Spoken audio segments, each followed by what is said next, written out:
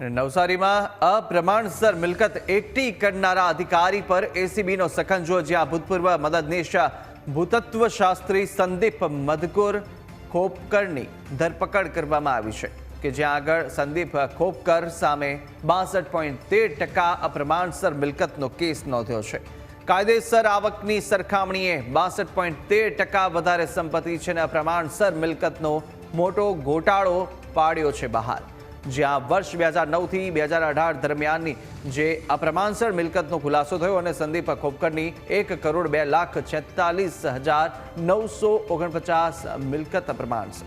તો સાથે પોલીસે ભ્રષ્ટાચાર નિવારણ અધિનિયમ હેઠળ ગુનો નોંધ્યો છે અને સમગ્ર મામલાને લઈને સુરત એસીબીના અધિકારીઓએ પણ તપાસ હાથ ધરી।